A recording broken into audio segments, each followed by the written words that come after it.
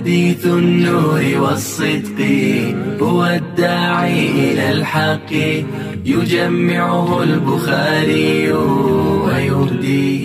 بسم الله الرحمن الرحيم. الحمد لله رب العالمين والعاقبة للمتقين والصلاة والسلام على سيد الأنبياء والمرسلين سيدنا وحبيبنا وحبيب رب العالمين محمد وعلى آله وأصحابه ومن هدى بهديه إلى يوم الدين.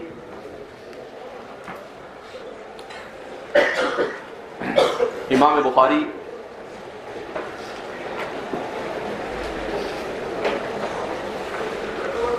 اس باب کو بیان کرنے کے بعد جس میں فَإِن تَابُوا وَأَقَامُوا الصَّلَاةَ وَآتُوا الزَّكَاةَ فَخَلُّوا سَبِيلَهُمْ کو ذکر کیا.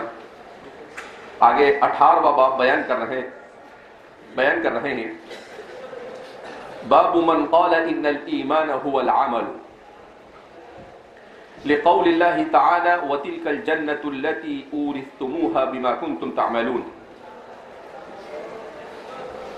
وقال عدة من أهل العلم في قوله تعالى فوربك لنسألنهم أجمعين عما كانوا يعملون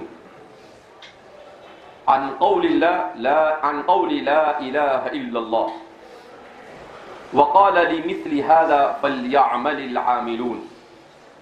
وبه قال حدثنا أحمد بن يونس وموسى بن إسماعيل قال حدثنا إبراهيم بن سعد قال حدثنا ابن شهاب عن سعيد بن المسيب عن أبي هريرة رضي الله عنه وعنهم أجمعين أن رسول الله صلى الله عليه وسلم سئل أي العمل أفضل فقال إيمان بالله ورسوله. قيل ثم ماذا؟ قال الجهاد في سبيل الله. قيل ثم ماذا؟ قال حج مبرور. امام بخاری باب قائم کر رہے ہیں باب من قال ان الایمان هو العمل. یہ باب اس چیز کے بیان میں کہ ایمان نام ہے عمل کا. ایمان نام ہے عمل کا. ہمارے محدثین ایسے ابواب قائم کرتے ہیں جن ابواب کے ذریعے سے فرقہ باطلہ کا رد ہوتا ہے. شروع سے ہر جگہ پر ہم یہی دیکھتے چلے آ رہے ہیں. تو ذہن میں ایک سوال آیا کہ آخر ہمارے محدثین اتنے اہتمام کے ساتھ فرقہ باطلہ پر رد کیوں کرتے ہیں؟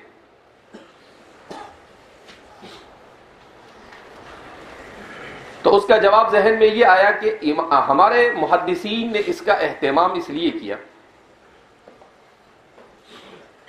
کہ فرقہ باطلہ کے علاوہ ہے ادیان باطلہ. ادیان باطلہ اور مذاہب باطلہ کا رد کتاب و سنت میں صراحت کے ساتھ پوری تفصیل کے ساتھ موجود ہے. اور فرقہ باطلہ ان کا رد صراحتاً نہیں ہے, ان کا رد اشارتاً ہے. جو صراحتاً ہے اس کا سمجھنا آسان ہے, جو اشارتاً ہے اس کا سمجھنا دشوار اور مشکل ہے. لہذا اس بنا پر ہمارے محدثین نے اس چیز کا اہتمام خاص طور پر اسی لیے کیا تاکہ امت کو خارجی فتنوں کے علاوہ داخلی فتنوں سے بھی آگاہ اور متنبہ کیا جائے, کہ امت ایسا نہ سمجھے کہ ان کے اوپر صرف اہل کتاب اور مشرکین ہی حملے کریں گے, بلکہ ان کے اوپر اندر سے بھی آستین کے سانپ بن کر بہت سارے لوگ حملہ کریں گے. اور آدمی کے لیے باہر کے حملے کا مقابلہ کرنا آسان ہوتا ہے. گھر کا بھیدی لنکا ڈھائے, اور گھر میں اگر آدمی کا اپنا کوئی دشمن بن جاتا ہے تو ظاہر سی بات ہے اس کا مقابلہ آدمی کے لیے دشوار ہو جاتا ہے, مشکل ہوتا ہے. تو ہمارے محدثین نے اسی پر فوکس کیا. اسی لیے کہتے ہیں کہ علی الاطلاق تاریخ اسلام میں عقائد اسلامیہ کے باب میں سب سے بہترین کتاب ہے العقیدۃ الطحاویہ. سب سے بہترین کتاب کون سی ہے؟ ایسی کتاب ہے جس کتاب کو اللہ رب العزت نے قبولیت عامہ نصیب فرمائی. ایسی قبولیت عامہ نصیب فرمائی کہ جو غیر مقلدین امام صاحب اور امام ائمہ احناف کے اوپر کیچڑ اچھالتے رہتے ہیں، ان کو بھی اس کو پڑھنا پڑتا ہے علی الرغم انوفہم، ان کو پڑھنا پڑتا ہے، زبردستی بھی پڑھنا پڑتا ہے. کیوں؟ اس لیے کہ ایسی فضا قائم ہے کہ اس کتاب کو پڑھے وہی صحیح معنی میں عقیدہ اسلامیہ کو اختصار کے ساتھ جان سکتا ہے، اور جو اسے نہیں پڑھے وہ عقیدہ اسلامیہ سے واقف ہو سکتا نہیں. پورے عالم عرب میں اس کو پڑھایا جاتا ہے. تو اس کتاب کے سلسلے میں اسرار عالم صاحب، اگرچہ ان سے ہمیں اختلاف ہے، لیکن ایک بات بڑی اچھی لکھی اس نے لکھا ہے کہ اس کتاب میں ایک ایک لفظ فرقہ باطلہ کے رد کے لیے امام طحاوی لے کر آتے ہیں کہ اگر اللہ کی تعریف کرتے ہیں تو اللہ کی تعریف میں ایک لفظ لائے تو وہ ایک لفظ ایک فرقے کی رد کرتا ہے، تعریف میں دوسرا لفظ لائے تو اس دوسرے لفظ سے دوسرے فرقے کی تردید ہوتی ہے. کہا اس انداز میں اگر اسے پڑھا جاوے، وہ کہتے ہیں نا کہ الکاذب یصدق، کہ کبھی کبھی جھوٹا بھی سچ بول لیتا ہے، تو غلط آدمی کے منہ سے بھی کبھی اچھی باتیں ہو جاتی ہے، نکل جاتی ہے. تو عالم اسلام کی اخلاقی صورتحال ان کی کتاب ہے، اس کتاب میں انہوں نے اس بات کو لکھا ہے کہ اس کا ایک ایک لفظ یہ فرقہ باطلہ کی تردید پر مشتمل ہے. تو یہ فرقہ باطلہ یہ اتنے آسانی کے ساتھ اس کو نہیں لیا جا سکتا ہے، اس لیے کہ اسلام کو بالکل صاف ستھرے انداز میں اسلام کو سیکھنا اور صاف ستھرے اسلام پر عمل کرنا فریضۃ من فرائض، یہ ہم پر واجب فرائض میں سے ایک فریضہ ہے. اسی لیے ہمارے محدثین بھی بکثرت ان چیزوں کو کیا کرتے ہیں، بیان کرتے ہیں. یہاں پر بھی ہمارے شیخ الاسلام علامہ شبیر احمد عثمانی فرماتے ہیں کہ انہوں نے کہا ان الایمان هو العمل، کہ ایمان نام ہے عمل کا. چونکہ حضرات محدثین کا مسلک ہے کہ عمل اور ایمان دونوں ایک ہے. کہا انہوں نے لکھ دیا تو اتنا، لیکن اتنا لکھ کر انہوں نے کرامیہ کی بھی نفی کی، مرجیہ کی بھی نفی کی اور جہمیہ کی بھی نفی کر دی. کیونکہ کرامیہ یہ کیا کہتے ہیں کہ تصدیق بالقلب یہ کافی ہے، عمل کی ضرورت. مرجیہ کیا کہتے ہیں کہ اقرار باللسان کافی ہے، عمل کی ضرورت نہیں.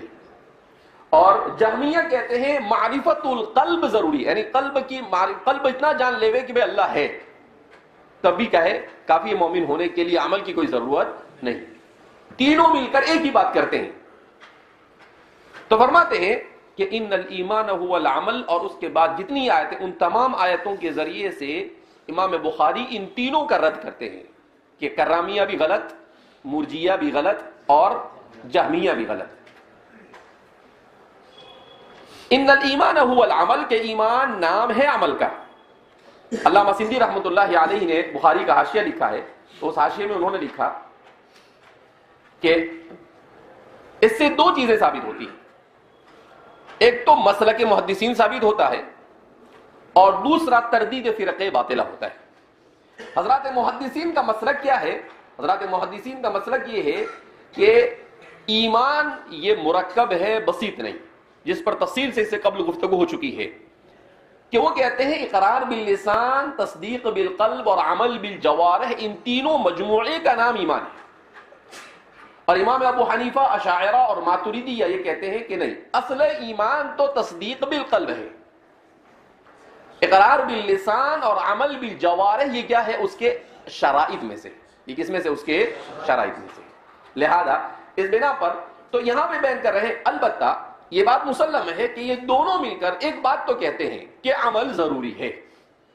دونوں مل کر، اشاعرہ، ماتریدیہ اور اثریہ، تینوں مل کر اس بات پر تو متفق ہے کہ عمل ضروری ہے، عمل کے بغیر کام چلے گا نہیں. ابھی عمل نہیں ہو تو مسئلہ ہی نہیں، مزے ہو جائے لوگوں کو تو لا الہ الا اللہ محمد رسول اللہ ختم. اس کے بعد نماز فجر غائب، ظہر غائب، عصر غائب. کیوں؟ عمل کی ضرورت نہیں. ارے بھائی عمل کی ضرورت نہیں تو کہا ہی کلمہ پڑھا تم نے؟ پڑھتا ہی نہیں، پڑھنے کی ضرورت نہیں تھی تو کہا کہ ایسا نہیں چلے گا۔ اس لیے اس پر اتفاق ہے، کسی نے شرط اور رکن قرار دیا وہ ایک الگ بحث ہے، لیکن اس پر تو اتفاق ہے کہ بہرحال عمل مالا بد من، عمل ضروری ہے، عمل کے بغیر تو کام چلنے والا ہے نہیں۔ آگے فرماتے ہیں لقول اللہ تعالی، اللہ تعالیٰ کا قول وَتِلْكَ الْجَنَّةُ الَّتِي أُورِثْتُمُوهَا بِمَا كُنْتُمْ تَعْمَلُونَ، اور یہ جنت الَّتِي أُورِثْتُمُوهَا جس کا تمہیں وارث بنا دیا گیا، بِمَا كُنْتُمْ تَعْمَلُونَ تمہارے اعمال کے سبب، تمہارے اعمال کا۔ قرآن کریم کی آیت کریمہ مرجیہ کو کہو کہ بھئی کر تفسیر اس کی، کیا کرتا ہے؟ بما کنتم تعملون، کرامیہ سے کہو کہ بھئی کر تفسیر اس کی، تعملون کیا بولے گا؟ تو ایسا بولے گا بما کنتم تعملون ای بما کنتم تصدقون وتؤمنون، یعنی اس کا مطلب تعملون کا مطلب ایمان لانا، تصدیق کرنا ہے۔ ایسے کیسے مطلب؟ عبارت النص سے، لہذا یہاں پر آپ یہ سب کچھ کر سکتے نہیں۔ تو سیدھا سیدھا قرآن نے وضاحت کے ساتھ بیان کیا ہے کہ یہ جنت جس کا تمہیں وارث بنایا گیا، یعنی جب اہل جنت جنت میں چلے جائیں گے، جعلنی اللہ وإیاکم منہم، اللہ مجھے اور آپ کو، ہم سب کو اہل جنت میں شامل فرمائے۔ کل قرآن کریم پڑھ رہا تھا تو ایک آیت کریمہ پڑھی تو طبیعت پر عجیب اثر ہوا۔ قرآن کیا کہتا ہے کہ اللہ رب العزت نے کچھ لوگوں کو جہنم ہی کے لیے پیدا کیا۔ وہ سورہ وَلَقَدْ ذَرَأْنَا لِجَهَنَّمَ كَثِيرًا مِنَ الْجِنِّ وَالْإِنسِ لَهُمْ قُلُوبٌ لَا يَفْقَهُونَ بِهَا وَلَهُمْ أَعْيُنٌ لَا يُبْصِرُونَ بِهَا وَلَهُمْ آذَانٌ لَا يَسْمَعُونَ بِهَا أُولَئِكَ كَالْأَنْعَامِ بَلْ هُمْ أَضَلُّ۔ تو صبح جب اس کی تلاوت نماز فجر سے پہلے میں کر رہا تھا گزشتہ کل، تو میں نے کہا کہ اللہ تیرا کتنا بڑا احسان ہے کہ ہم کو ان لوگوں میں شامل نہیں کیا، ورنہ قرآن کیا کہتا ہے وَلَقَدْ ذَرَأْنَا لِجَهَنَّمَ كَثِيرًا، کہ ہم نے بہت سارے لوگوں کو اسی لیے پیدا کیا، لجہنم، کہ وہ جہنم کا ایندھن بنیں گے سیدھا سیدھا۔ کہا وہ کون لوگ ہیں؟ کہا لهم قلوب لا يفقهون بها، ان کے قلوب ایسے ہیں جس میں فقاہت نہیں، وہ اللہ کو، آخرت کو، دین کو سمجھنے کو تیار نہیں۔ وَلَهُمْ أَعْيُنٌ لَا يُبْصِرُونَ بِهَا، ان کو آنکھیں ہیں مگر ان آنکھوں سے اللہ کی قدرت اور اللہ کے جلوے کو دیکھنے کے باوجود اس کو ماننے کے لیے تیار۔ وَلَهُمْ آذَانٌ لَا يَسْمَعُونَ بِهَا، اللہ نے قوت سماعت دی ہے مگر اس سے اللہ کے کلام کو سننے کے لیے وہ تیار نہیں ہے۔ تو ہم نے کہا الحمدللہ الذی ہدانا لدین الاسلام وما كنا لنهتدی لولا ان ہدانا اللہ، اللہ کا ہم جتنا بھی شکر ادا کرے کم ہے کہ اللہ رب العزت نے کسی نتو خطو رام کے گھر میں ہم کو پیدا کیا نہیں تو ہم پیدا ہوتے تو ہم کون سے شریف تھے؟ کیا ہم مسلمان ہوتے؟ بہرحال تو قرآن کریم کی آیت کریمہ میں وَتِلْكَ الْجَنَّةُ الَّتِي أُورِثْتُمُوهَا، یہ آیت کریمہ بھی ہمیں جھنجھوڑتی ہے کہ قرآن کریم کہتا ہے کہ اورثتموها، ہم نے تم کو اس کا وارث بنا دیا، بما کنتم تعملون، تمہارے ان اعمال کی وجہ سے جن کو تم نے کیا۔ لیکن یہاں پر آنے کے بعد ہمارے محدثین نے ایک اعتراض قائم کیا، کہا قرآن تو یہ کہتا ہے بما کنتم تعملون، اور اللہ کے رسول صلی اللہ علیہ وسلم فرماتے ہیں لا يدخل الجنة احد، کہ جنت میں کوئی بھی اپنے عمل کی وجہ سے جائے گا الا ان يتغمدني الله بغفرانه وفضله ومنه وكرمه واحسانه، مگر یہ کہ اللہ کا فضل ہو۔ تو بظاہر تعارض لازم آ رہا ہے کہ ایک طرف تو حدیث میں کہا جا رہا ہے کہ عمل یہ جنت میں نہیں لے جائے گا، اور یہاں تو قرآن کریم کی آیت کریمہ کہتی ہے کہ عمل جنت میں لے جائے گا۔ سوال مضبوط کیا، جواب اس سے اچھا دیا۔ تو بعض حضرات نے کہا کہ معلوم نہیں تم کو، با کی عربی زبان میں بہت ساری قسمیں ہیں، صرف با سببیہ نہیں ہے، با صرف سببیہ نہیں، با ملابست آتی ہے، با ملابست آتی ہے۔ یہاں پر با سببیہ ہے ہی نہیں، اگر با سببیہ مانے تو اعتراض ہوگا، لیکن اگر اس با کو با سببیہ نہ مانا جاوے اور با ملابست مان لیا جاوے تو مسئلہ ہی ختم ہے۔ کیا مطلب؟ وَتِلْكَ الْجَنَّةُ الَّتِي أُورِثْتُمُوهَا بِمَا كُنْتُمْ تَعْمَلُونَ، تم جو اعمال کرتے رہتے تھے اس کے ساتھ جنت میں جاؤ گے۔ اس کے ساتھ کیا کرو گے؟ جنت میں جاؤ گے. تو کوئی سوال ہی باقی رہتا نہیں. کیا مطلب؟ کہ جو اعمال دنیا میں انسان کرتا ہے ان اعمال کے ساتھ وہ جنت میں جائے گا. تو بہت سارے لوگ ایسے ہوں گے جنت میں جانے کے بعد بھی اپنے انہی اعمال میں لگے رہیں گے. وقد ثبت بالوقائع، بہت سارے واقعات سے یہ چیز کیا ہوتی ہے؟ ثابت ہوتی. جیسے ابو الوفا ابن العقیل، ایک بہت بڑے عالم اسلام کے اسلامی نے انسانی تاریخ کا سب سے بڑا مصنف،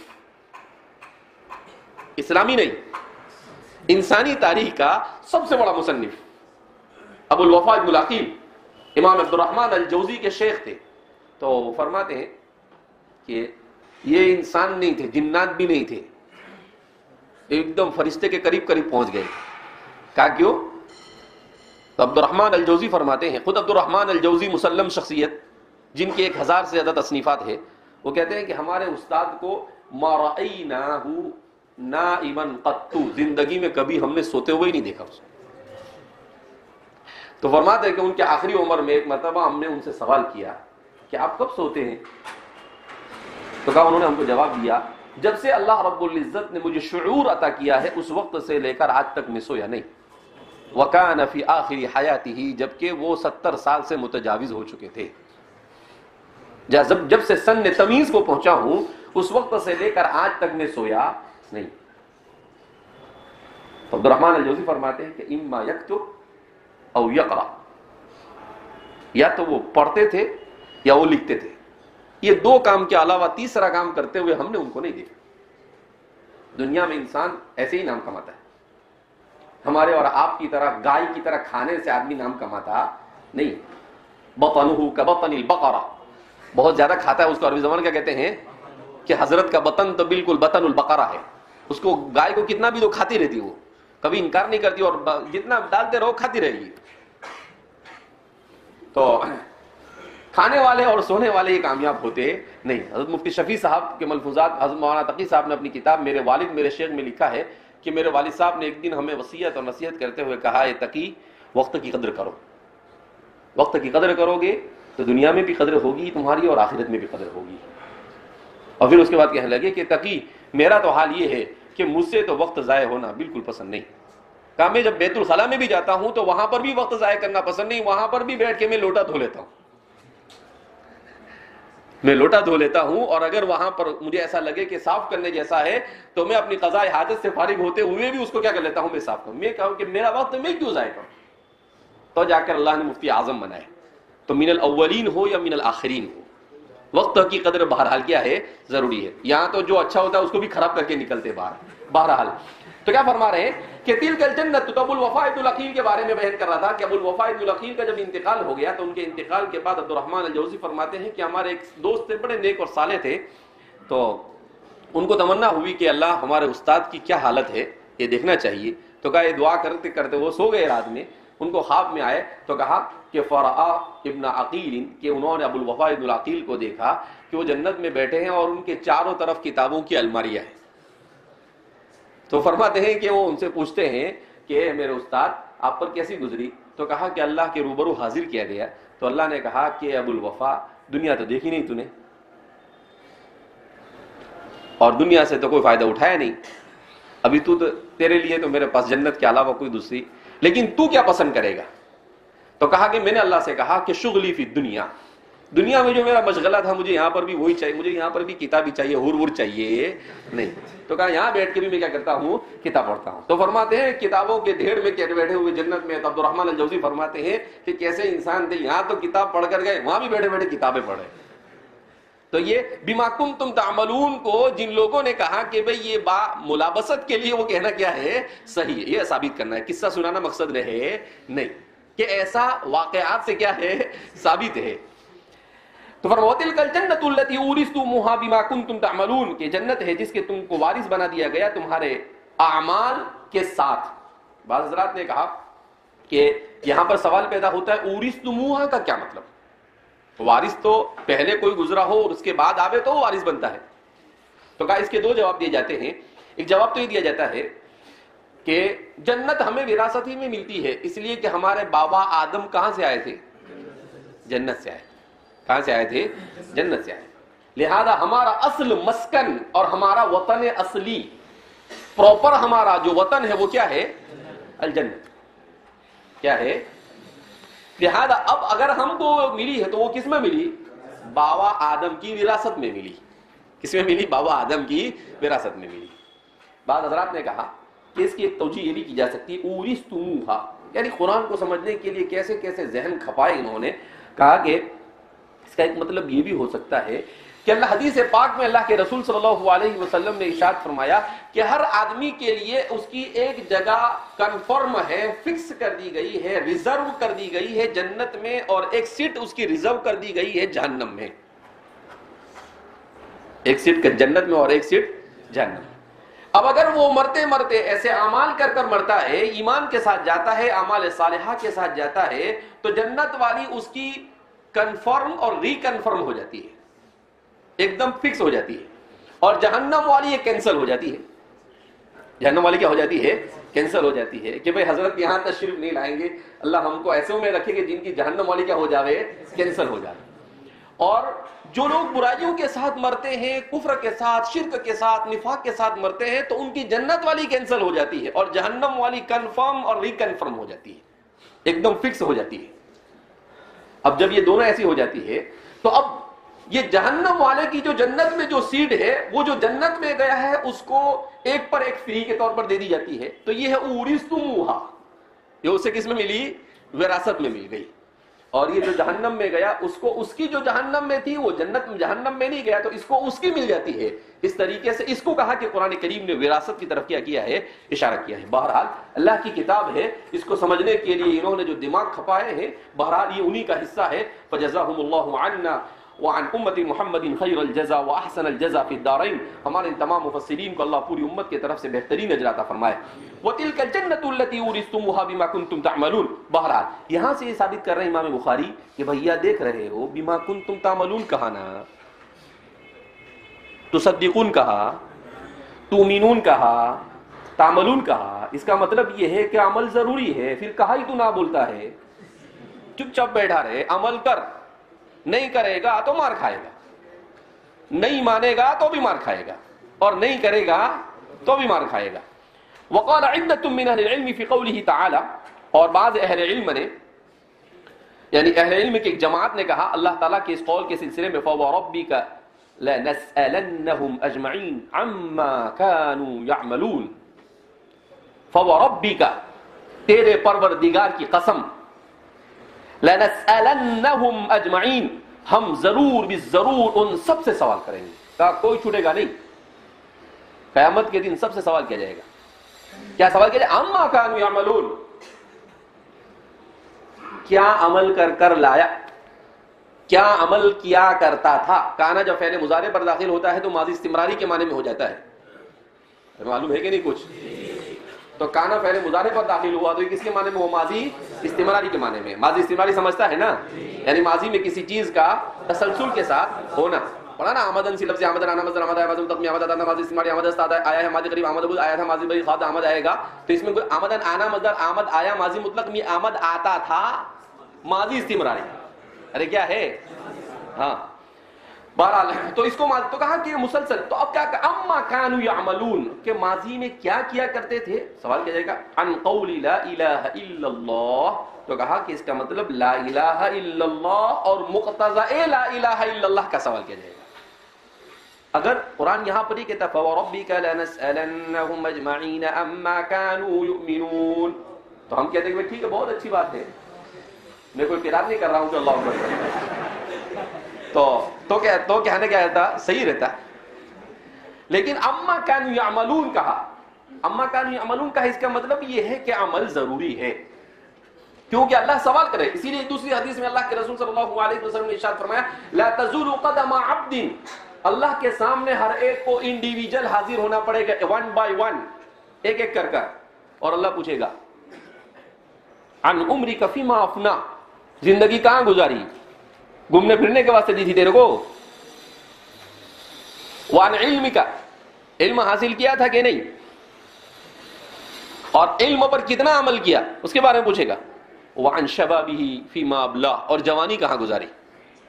بھائی اللہ کے سامنے سوال کیے جائیں گے، زندگی کا سوال ہوگا، وقت کا سوال ہوگا، عمل کا سوال ہوگا.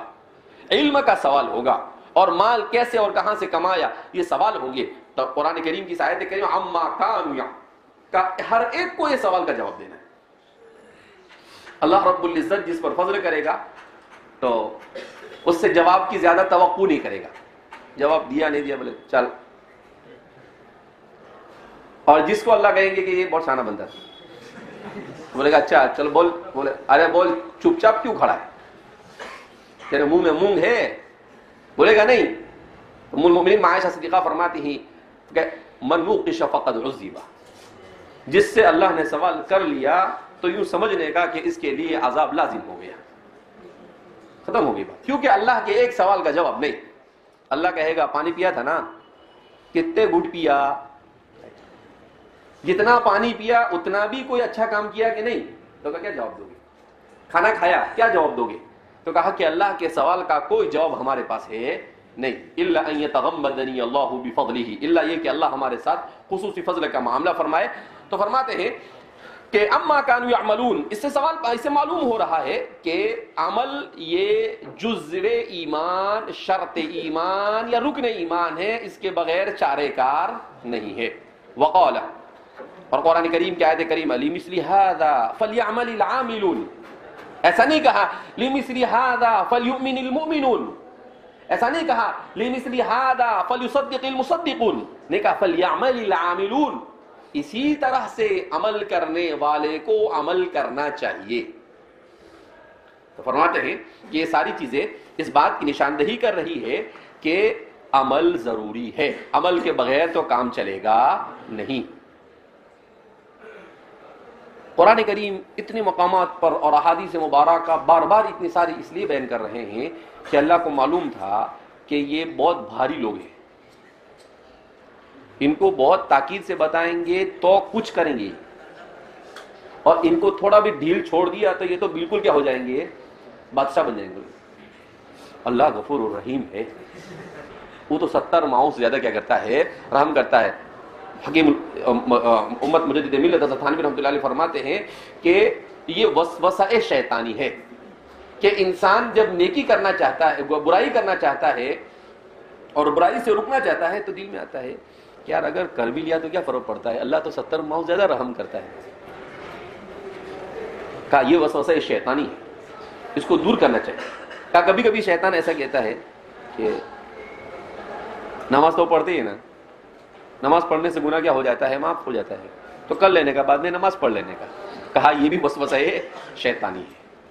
کہا کبھی شیطان انسان کو ایسے اسی حضرت کو حکیم الامت کہا جاتا ہے، کہا کبھی ایسا دین میں ڈالتا ہے کہ توبہ کا دروازہ تو کھلا ہی ہے نا، کر لے اور بعد میں توبہ کر لیں گے. لیکن کس کو معلوم توبہ کی توفیق ملی یا نہیں ملی، توبہ کی توفیق ملی یا نہیں ملی، اس کا کوئی علم ہے نہیں. لہذا اس بنا پر فرماتے ہیں کہ آدمی کو گناہوں سے، ان تمام وساوس سے بچ کر گناہ سے بچنا چاہیے اور نیکی اور اعمال صالحہ کی مکمل کوشش کرنی چاہیے. وبه قال حدثنا احمد بن یونس، بیان کرتے ہیں اپنی سند سے احمد بن یونس سے. احمد بن یونس ان کا نام ہے احمد بن عبداللہ بن یونس الیربوعی، محمد بن عبداللہ بن یونس الیربوعی. نسب الی جدہ، اپنے دادا کی طرف نسبت کر کر یہ مشہور ہو گئے، ورنہ ان کے والد کا نام عبداللہ ہے. کبار محدثین میں سے ہیں، امام بخاری کے شیخ ہیں. ان کا انتقال 227 ہجری میں ہوا، 94 سال کی عمر میں. وہ موسیٰ بن اسماعیل، موسیٰ بن اسماعیل المنقری، ان کا ذکر اس سے قبل ہو چکا ہے. قال، دو شیخ سے روایت نقل کر رہے ہیں. حدثنا ابراہیم بن سعد، مجھے بیان کیا ابراہیم بن سعد، یہ وہی ہے صفت عبد الرحمن بن عوف، ان کا اس سے پہلے ذکر ہوا عبد الرحمن بن عوف کے ہوتے ہیں. قال حدثنا ابن شہاب، مجھے بیان کیا امام ابن شہاب زہری نے، محمد بن مسلم، عن سعید بن المسیب، حضرت سعید بن المسیب سے. سعید بن المسیب پہلی مرتبہ ان کا ذکر آ رہا ہے. ان کو سید التابعین کہا جاتا ہے. لوگوں نے کہا کہ کہ جیسے ابو بکر کا مقام صحابہ میں ہے ویسے ہی تابعین میں سعید ابن المسیب کا مقام ہے. علی الاطلاق محدثین کے ایک بڑی جماعت نے کہا افضل التابعین علی الاطلاق کہ ان سے بڑا کوئی تابعی نہیں گزرا. ان کی ولادت سیدنا حضرت عمر بن الخطاب رضی اللہ تعالیٰ عنہ کے دور خلافت میں 2 سال ہوئے تھے اس وقت ہوئی. یعنی آپ کی خلافت کے جو 10-12 سال ہے اس میں سے 2 سال ابھی ہوئے تھے, اس وقت آپ کی ولادت ہوئی. حضرت عمر سے, حضرت علی سے, حضرت عثمان سے, حضرت عبدالرحمن بن عوف سے, سعد بن ابی وقاص سے اور تمام کبار صحابہ سے روایت نقل کرتے ہیں. ان کے بارے میں آتا ہے کہ مئات من الصحابہ, بعد نے کہا الوف من الصحابہ, ہزاروں صحابہ سے ان کی لقاء ہے. مدینہ میں پیدا ہوئے اور مدینہ ہی میں بڑے, اور مدینہ اس وقت حضرات صحابہ کا مسکن تھا.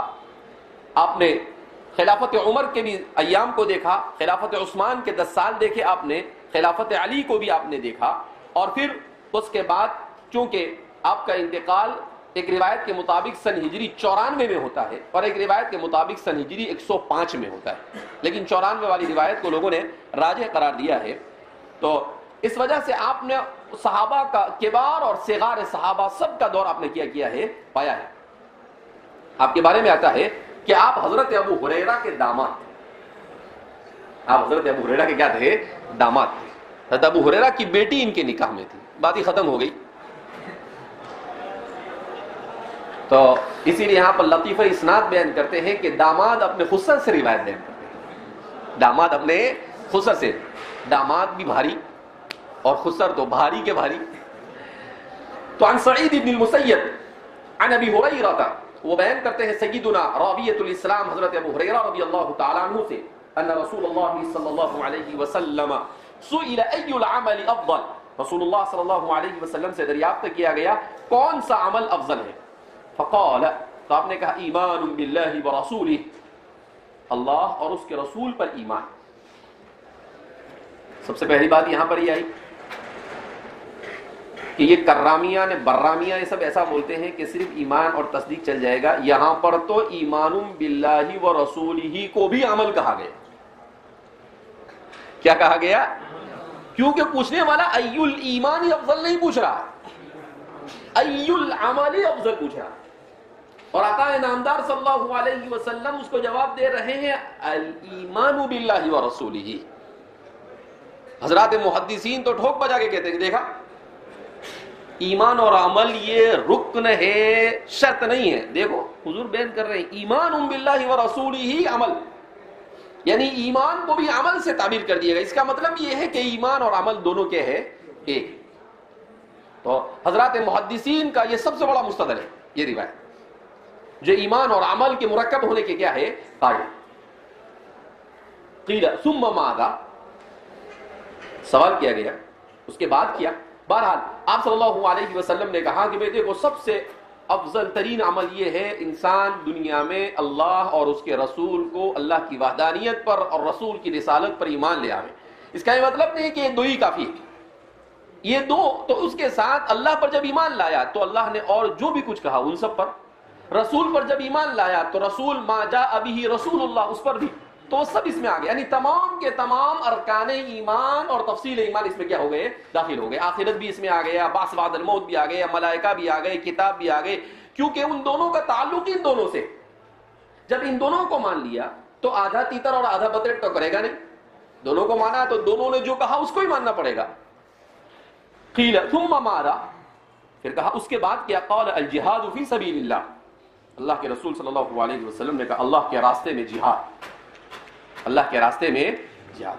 سوال پیدا ہوتا ہے کہ نماز نہیں کہا اور جہاد کہا. اللہ کے رسول صلی اللہ علیہ وسلم یہ دیکھتے تھے کہ سوال کرنے والا کون ہے. مختلف مواقع پر مختلف اعمال کو افضل قرار دیا, تو وہاں پر علی الاطلاق اس کا عمل کا افضل ہونا مراد نہیں ہوتا ہے. یعنی یہ افضل اعمال میں سے ایک افضل عمل ہے. اور آپ صلی اللہ علیہ وسلم اس سوال کا جواب دے رہے ہیں کب؟ بعد وصولہ المدینہ, مدینہ میں پہنچنے کے بعد, جبکہ جہاد بہت ضروری تھا. کیوں؟ اس لیے کہ لاتوں کے بت باتوں سے ماننے والے تھے نہیں, یہ ثابت ہو گیا. ارے 13 سال مکہ مکرمہ میں، مدینہ منورہ میں بھی 1 سال گزر گیا، تو کتنے سال ہو گئے؟ 14۔ اس کا مطلب یہ ہے کہ پورا چانس دیا گیا کہ سوچ لے، جس دعوت کو اور جس پیغام کو اور جس رسالت کو احمد مصطفیٰ صلی اللہ علیہ وسلم لائے وہ صحیح ہے یا غلط۔ 40 سال حضور کے اور 14 سال یہ، یعنی سلور جوبلی بھی گئی اور گولڈن جوبلی بھی، 50 سال سے اوپر ہو گئے نا، تو 50 سال تک رسول کو دیکھنے کا موقع ملا۔ اب اس کے بعد بھی اگر نہیں سمجھ میں آئے تو پھر ایسوں کو بولیں گے لاتوں کے بت باتوں سے ماننے والے نہیں تھے۔ تو پھر اس کے بعد کیا؟ اس کے بعد جہاد۔ تو چونکہ اس وقت جہاد بہت ضروری تھا، اس کا مطلب کہ اب جہاد نہیں، اب بھی جہاد افضل ہے۔ ایسا نہیں کہ یار جہاد کا لفظ بولیں گے تو لوگ بولیں گے پکڑ لیں گے، پکڑ لیں گے۔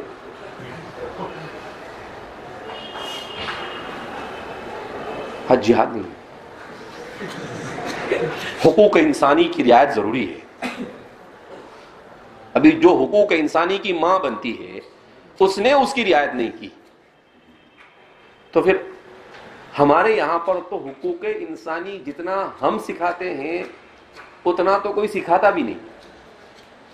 لہذا ڈرنا نہیں چاہیے، چھاتی ٹھوک کر بولنا چاہے جہاد افضل ہے، بول تیرے کو کیا کرنے کا ہے، افضل عمل ہے۔ قادیانی کے منسوخ کرنے سے نہیں منسوخ ہوگا، وہ تیرا نبی تھا، اللہ کا نبی نہیں تھا، اس کو نبوت اوپر والی نہیں تھی، نیچے والی تھی۔ اس کو نبوت اوپر سے ملی نہیں تھی۔ ارے بھائی سیدھی سی بات ہے، اب آپ کہیں کہ یار بیچارے کی توہین کریں گے، کیا توہین؟ اس نے پوری شریعت کی توہین کی، وہ کچھ نہیں۔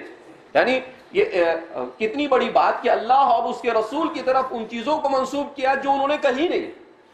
کہا کہ میں نبی، تو نبی، تیرا تھوڑا تو صحیح ہوتا، مکھڑا تو صحیح ہوتا، تیری کوئی بات تو صحیح ہوتی، بے وقوف کہیں کا، حبنک، سید الاحمقہ اور امام الصفحاء،